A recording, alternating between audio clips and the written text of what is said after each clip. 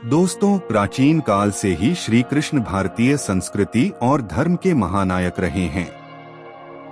उनका जीवन केवल एक अवतार की कथा नहीं है, बल्कि उसमें ऐसे अनमोल संदेश छिपे हैं जो आज भी हर व्यक्ति को सही दिशा दिखाते हैं। उनके जीवन से हम कई प्रकार की शिक्षाएं प्राप्त कर सकते हैं। यह कहानी उनके अद्भुत जीवन के कुछ पहलुओं पर आधारित है जो हमें प्रेरित करती है। दोस्तों, आइए सबसे पहले हम थोड़ा जानकारी श्री कृष्ण के जन्म और बाल्यकाल के बारे में लेते हैं। श्री कृष्ण का जन्म मथुरा के राजा कंस के जेल में हुआ था। कंस ने अपनी बहन देवकी और उनके पति वसुदेव को जेल में बंद कर रखा था, क्योंकि उसे भविष्यवाणी मिली थी कि देवकी का 8वां पुत्र उसका अंत करेगा। श्री कृष्ण का जन्म कंस के अत्याचारों को समाप्त करने और धर्म की पुनर्स्थापना के लिए हुआ था।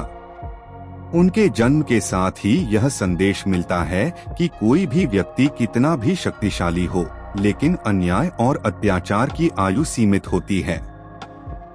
श्री कृष्ण का जन्म संकट के समय हुआ, लेकिन वसुदेव ने उन्हें यमुना नदी पार कर गोकुल पहुंचाया।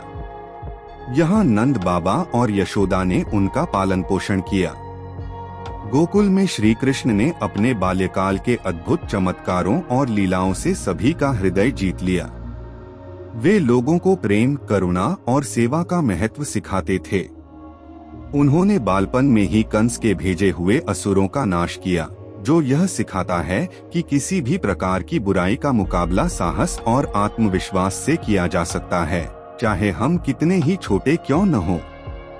श्री कृष्ण की माखन चोरी और गोपियों के साथ लीलाएं। श्री कृष्ण की माखन चोरी और गोपियों के साथ की गई लीलाएं हमें यह सिखाती हैं कि जीवन में खुशी और आनंद बहुत महत्वपूर्ण है। श्री कृष्ण अपने सखाओं के साथ माखन चोरी करते थे और इससे ग्रामीणों को भी आनंद मिलता था। यह हमें बताता है कि जीवन की छोटी छोटी खुशियां भी हमें संतोष और आनंद प्रदान कर सकती हैं।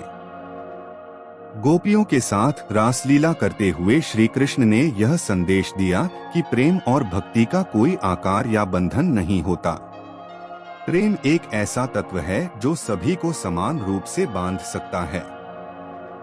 गोपियां श्री कृष्ण की ओर आकर्षित होती थीं क्योंकि वे प्रेम और भक्ति की पराकाष्ठा को समझती थीं।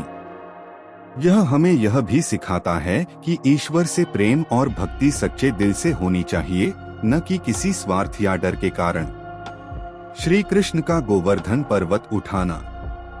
जब इंद्रदेव ने गोकुलवासियों से नाराज होकर लगातार वर्षा करनी शुरू की, तब श्री कृष्ण ने गोवर्धन पर्वत को अपनी छोटी अंगुली पर उठाकर गांव के सभी लोगों और पशुओं को आश्रय दिया। यह घटना हमें यह सिखाती है कि जब भी संकट आता है, हमें धैर्य और विश्वास के साथ उसका सामना करना चाहिए। इंद्र जैसा शक्तिशाली देवता भी श्री कृष्ण के धैर्य और शक्ति के आगे झुक गया। श्री कृष्ण ने गोवर्धन पूजा की शुरुआत कर यह भी सिखाया कि हमें प्रकृति की पूजा और सम्मान करना चाहिए। आज के समय में भी जब पर्यावरण को नुकसान पहुंचाया जा रहा है, यह घटना हमें याद दिलाती है कि हमें अपनी प्रकृति और पर्यावरण का संरक्षण करना चाहिए। श्री कृष्ण का कुरुक्षेत्र का युद्ध और गीता का उपदेश। महाभारत का युद्ध धर्म और अधर्म के बीच का सबसे बड़ा युद्ध था। इसमें श्री कृष्ण ने अर्जुन को जीवन का सबसे बड़ा उपदेश दिया, जो आज भगवत गीता के रूप में प्रसिद्ध है। अर्जुन जब युद्ध के मैदान में अपने संबंधियों को देखकर विचलित हो गए और युद्ध न करने का निर्णय लिया, तब श्री कृष्ण ने उन्हें समझाया कि जीवन में कर्तव्य सबसे महत्वपूर्ण है। किसी भी परिस्थिति में हमें अपने कर्तव्य से विमुख नहीं होना चाहिए। गीता में श्री कृष्ण ने कर्मयोग का संदेश दिया, जो हमें यह सिखाता है कि हमें फल की चिंता किए बिना अपने कर्म करते रहना चाहिए। जब हम अपने कर्तव्यों का पालन निष्ठा और ईमानदारी से करते हैं, तब हमें परिणाम की चिंता नहीं करनी चाहिए। यह संदेश आज के जीवन में अत्यंत महत्वपूर्ण है, जब लोग सफलता और असफलता के डर से अपने कर्तव्यों से दूर हो जाते हैं। श्री कृष्ण ने अर्जुन से कहा, कर्मण्येवाधिकारस्ते मा फलेषु कदाचन मा कर्मफल हेतुर्भूर्मा ते संगोस्त्व कर्मणि। इसका अर्थ है कि तुम्हारा अधिकार केवल कर्म करने में है, फल में नहीं। इसलिए तुम कभी भी कर्म के फल की चिंता मत करो और न ही कर्म न करने में आसक्त हो। यह उपदेश हमें यह सिखाता है कि कर्म करना हमारा धर्म है और उसके परिणाम के बारे में चिंता करना हमारे हाथ में नहीं है। जो लोग सच्चे मन से और निष्ठा से अपने कार्य में लगे रहते हैं, उन्हें किसी भी प्रकार की चिंता नहीं करनी चाहिए। सुदामा और श्री कृष्ण की मित्रता। श्री कृष्ण और सुदामा की मित्रता भारतीय इतिहास में एक महत्वपूर्ण उदाहरण है। सुदामा, जो कि अत्यंत गरीब ब्राह्मण थे, श्री कृष्ण के बचपन के मित्र थे। वे एक दिन श्री कृष्ण से मिलने द्वारका पहुँचे, लेकिन उन्हें यह संकोच था कि वे इतने बड़े राजा के सामने क्या उपहार लेकर जाएं। उन्होंने अपनी पत्नी के कहने पर थोड़े से चावल साथ में ले लिए। जब सुदामा द्वारका पहुँचे तो श्री कृष्ण ने उन्हें बड़ी श्रद्धा और प्रेम से गले लगाया।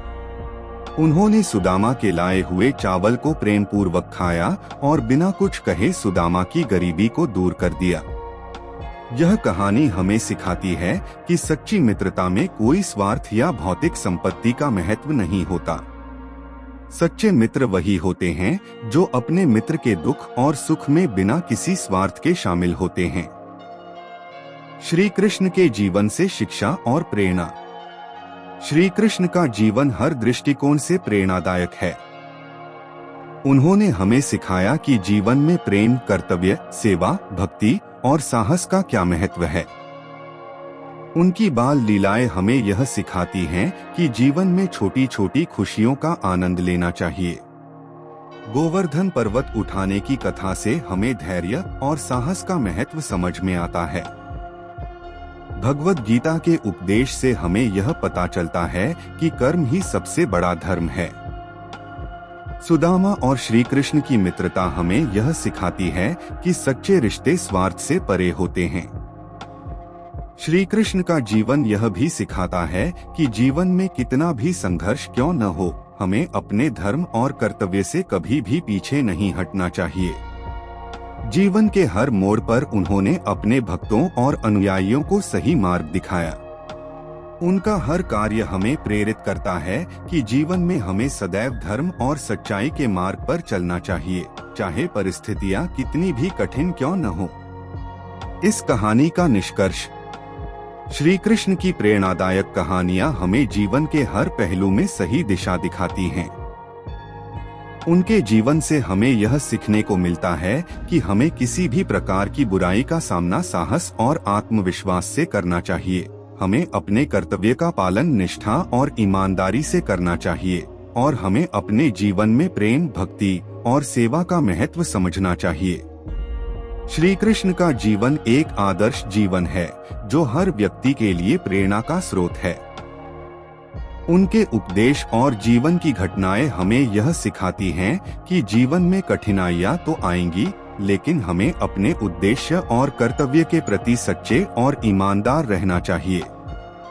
दोस्तों, उम्मीद है कि आज की ये स्टोरी आपको जरूर अच्छी लगी होगी। ऐसे ही और स्टोरी के लिए प्लीज वीडियो को लाइक, शेयर, कमेंट और मेरे चैनल को सब्सक्राइब कर लीजिए। वीडियो देखने के लिए आपका बहुत बहुत धन्यवाद।